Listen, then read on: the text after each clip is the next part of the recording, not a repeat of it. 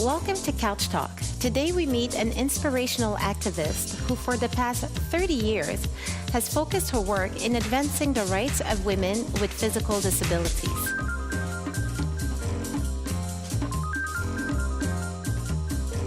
Hi, my name is Brayton, and I'm the National Executive Director of DAWN Canada, the Disabled Women's Network of Canada. And I'm passionate about feminist disability rights and the inclusion of all women with disabilities and deaf women in Canada and around the world.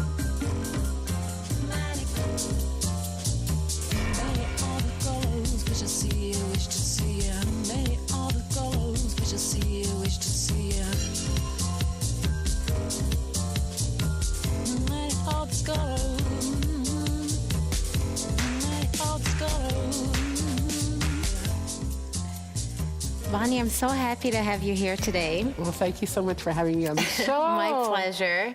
And I am so guilty of a faux pas this morning. Considering the issue that we're about to discuss, I cannot believe that I didn't look into seeing if there was a disabled parking spot somewhere around this location. And you were telling me that this is your reality.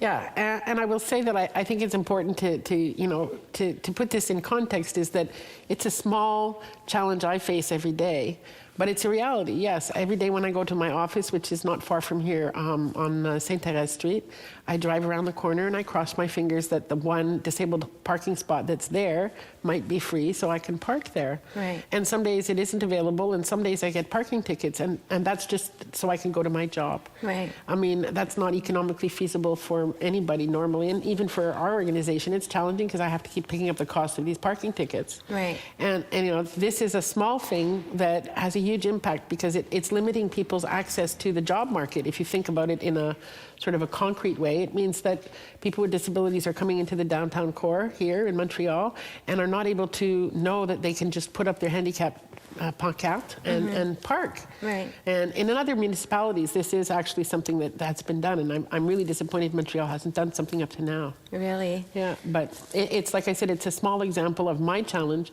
The rates of unemployment of women with disabilities in some parts of Canada is up to 75% unemployment. 75%. Wow. I'm pretty sure that's higher than any other population. I'm pretty sure it is. That's huge. And you were telling me it's also the biggest minority in the world. Yeah, the World Health Organization released a report in 2010, and they had done quite a deep study on world population. And one of the things that came out of that report was that the largest minority group in the world are people with disabilities.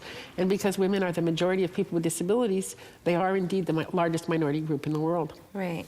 That's an invisible kind of big number, because that number is around something that's not always possible to see because of people with invisible disabilities, but also because when we talk about populations, we talk about where people live, we talk about race, we talk about many different things, but we rarely think about this added layer, which is something else that I think is important to talk about, which is that it's an intersectional understanding of what people are that is required to understand that disability is this big invisible problem. Right.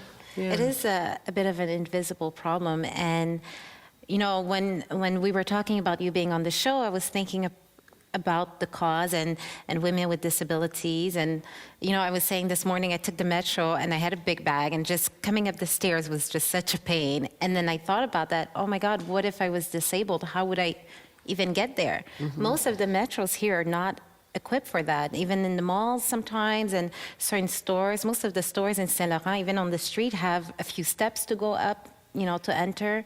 It's very true. I was going to say, apparently it would be, there's a really great group here in Montreal called Rapplic, who I believe the projection is 2080 is when we would be looking at possibly having an accessible... 2080? The year 2080. If this government, if the municipal government was really committed and the provincial government were committed to it, yes. But again, we have 2 super hospitals going up right here in Montreal, and in both cases, the lack of accessibility has already been brought forward to the people who are building these hospitals. imagine that it will That's be not crazy. possible for somebody to take the metro to Vendôme to go to the new hospital when it's built. It's a super hospital. It's, Yeah. A it's super supposed to be hospital with super. A super big mistake was made there, which is not too late to fix. If anybody out there who's a politician and has the will wants to do it, it's something I would love Mr. Coderre to address. Right, right. Yes. Why do you think that this is such a huge oversight in most people's mind? The fact that there is a lack of. Well, I think You know. I think one of the things it's important to talk about is that the media in general, other than shows like yours, rarely really drill down into what the day-to-day issues are that people face. And given that 1 in 5 people in Canada is living with a disability, I think one of the first things we have to say is to the media, you need to be telling much more of the stories that people in their daily lives face. I mean, Right. mine was a very small example, but in reality, the highest rates of violence, the highest rates of poverty, again, the highest rates of unemployment belong to people with disabilities, and women with disabilities, in every case, the statistic is that much worse. That speaks to huge gaps in terms of policymakers' understanding of what's going on, and it's really, there's a business case to be made for supporting people with disabilities, because people with disabilities want to work and be independent like anyone else. Right, of course. One of the things I think is wonderful about here in Quebec is we have in French the expression "une personne en situation de handicap." Okay. It doesn't translate because we don't use that expression in English, but what it does is speaks to what we're talking about, which is that the person is situated in handicap because of the environment around them. Okay. So it's our environment that creates the disability. If I didn't have to deal with that parking issue, it's one less thing that is a barrier to me working. These are the kind of things that, like I said, make sense not only from a human rights perspective, but they make great economic sense, because people with disabilities don't want to be unemployed. They want to be supported and accommodated so they can be employed and have families and enjoy all the same things other people enjoy. But instead, like I said, we're deeply marginalized. The reason I say we're invisible is not because we're not there, but simply because people are not taking the time to reflect on that. Again, it's always presented as this sort of the pity party or this kind of a charitable notion, when in fact, really what it is, it's just a fundamental human right. Everybody has the right to a job, Right. to a home, to transportation, to all these things. And people who don't face those barriers don't often take time to reflect on who is facing them. I mean, the fact that you thought about that in the Metro this morning is good, because it's the kind of thing we need to challenge more people to do. Right. And as the executive director of Dawn Canada, it's such a big job to tackle. I mean, it's a huge cause. There's so much to look at, because, like you said, it's not just a parking spot. It's the parking spot. It's the metro. It's housing, even. It's so having to many get up at things. 5 o'clock in the morning if you're a woman with a particular disability, so that your attendant can come and help you bathe and dress and so on. Right. And having to be ready for the transport adapté to come and make sure that you're ready. And if you're not, then the transport adapté goes away and you're stuck. Right. It's different things for different women. I mean, I have a woman on my team who has a visual impairment. So in the winter, when it's time for her to leave, she needs to leave the office by 3:30 or 4 o'clock while there's still good light for her to be able to get safely to the metro. Okay. It's many things for many different people. For people with invisible disabilities, it's about feeling safe to disclose that they have a mental health issue, and that it's really important for them to have a quiet room they can go to, or it's really important for them for it to be understood that, when the weather changes and there's a change in light, that they develop more symptoms around, something like seasonal affective disorder, which Right. can profoundly affect somebody's ability to be able to function. But again, it's a very specific issue that can be addressed, can be supported. How does your organization deal with the range? Well, a couple of years ago, and I come from the private sector, from a marketing and sales background, and I understand branding. And at the same time, sitting at that desk for about 4 years at that point, I had a pile on my desk, which was, I had this folder, it was sort of my parking lot issues folder. Okay. And I was up to about 40 issues at that point, and I was like, me, my small team, we can't do this. Oh, There's my no, goodness. and I mean, again, with 500 million women around the world, and millions of women here in Canada, and more than 300,000 here in Quebec alone, it's an overwhelming task by itself. Right. So And it's just you guys. You're the only, Dawn Canada is the only the organization. only national feminist disability organization, one of the few organizations in the world, in fact, and here in Canada, I would say really the only one that's working at a policy and at that level. There's a great group here in Montreal called Action des Femmes Handicapées de Montréal, which is a really wonderful resource for women with disabilities here in Montreal. And anybody who's interested can contact us, and we'll put them in touch with Action. But in terms of Dawn's role, yes, I mean, we're unique in Canada, and one of, like I said, a handful of organizations in the world celebrating 30 years coming up in 2015, I'm proud to say. Awesome. But so what I ended up having to do was to come up with a strategic plan, and I actually adopted a mantra of leadership, partnership, and networking, and it helped for me to frame how to approach the problem. And so what I've tried to do is identify the highest level issues and to create relationships with stakeholders and partners around the idea that it's about leadership engagement. So, it's not my job to resolve the issue of violence against women with disabilities, but it's certainly, I see my role to facilitate women in transition houses and shelters and in other places that can support women, understanding how to best support women with disabilities. So we have a role to play, I think, in terms of education, in terms of policy and that sort of stuff. But really my message is it's the engagement issue. It's not ours. It belongs to everyone, and particularly to people in positions of power and leadership who could make a difference today. Right. And how do you recommend people get involved in this issue?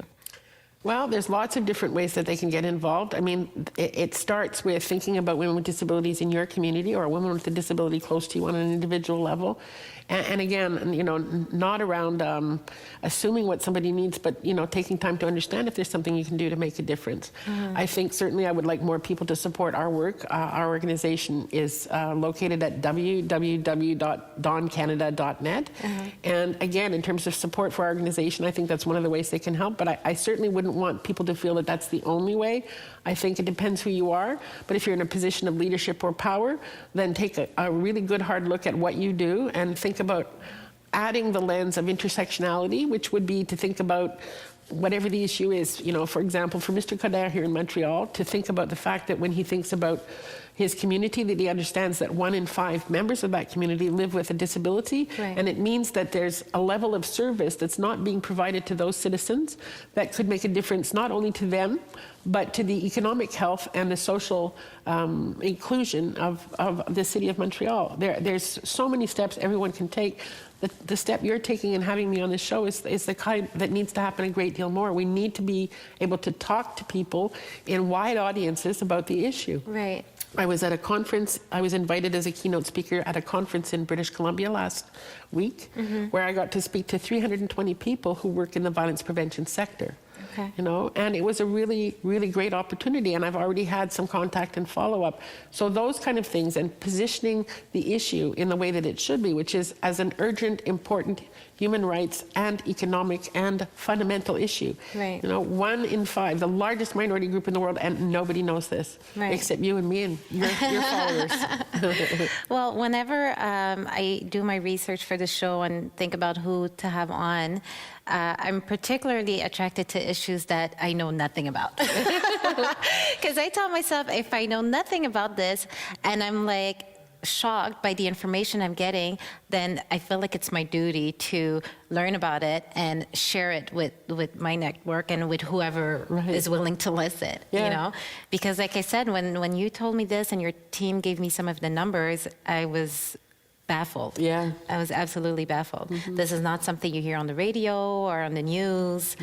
No. Even during political campaigns, this is not something that seems to... Well, I was going to say, I'm going to tell you this, is that for this coming federal election, my focus is completely on the leadership and asking them to, first of all, commit to the poorest citizens of their country, the women who face the highest rates of violence, the highest rates of poverty, because in terms of real leadership, if they don't know that, if they don't know who the largest minority group is, they're going to learn it this year from me, because I'm going to make sure they do. Good. So I feel like we're going to see a lot more of you and a lot more conferences, and I've been reading a few articles, and everyone's calling you a visionary. Oh my. How do you feel about that? It's very nice, but like I said, I appreciate it because it brings a focus on the issue. I think I'm just I mean, in terms of how I even came into this job, I qualified for this job because I'm a woman with a disability. I have a disability too. For me, it's an honor to do what I do. It's getting to get up every day and do something that I love to do, that I know is making a difference, because there are still so much work to do, that every day when we make a little bit of progress, it makes a difference. That's a real privilege and a real gift. So I don't say anything except that I'm really grateful that finally there's some attention being put on the issues that are so important, because it is really through a wider awareness and education that we're going to see the change. That change has to start with awareness. After that, it's organizations like mine and many other wonderful organizations who work on disability issues across this country need to be supported, and people need to understand that it's just, the difference between you and them is just, and I don't mean this to sound negative, but it's like you can get hit by a car tomorrow and then you're in the same place we are. Right. You could end up going through something difficult and having post-traumatic stress be an experience that you live. And then you're one of us too. It's such a wide range of things, and it's affecting all people in this country. But people as a whole have to take ownership of this. We need an inclusive Canada, the kind of Canada we can all be proud of. Right. My goodness, maybe you should get involved in politics yourself. I'm ready to vote. No. Where do I vote? Well, on that wonderful note, thank you so much for sharing this information with me and with everyone else. And it's definitely an eye-opener, and it is everyone's issue. I agree. Thank you. I really appreciate it, because like I said, it's through the kind of leadership you're showing that we're going to really see a difference. So thank you. Thank you so much. And thank you to you guys for joining us on another episode of Couch Talk. I hope that this was an eye-opener for you as well. And we will see you next time on another episode of Couch Talk. Thanks.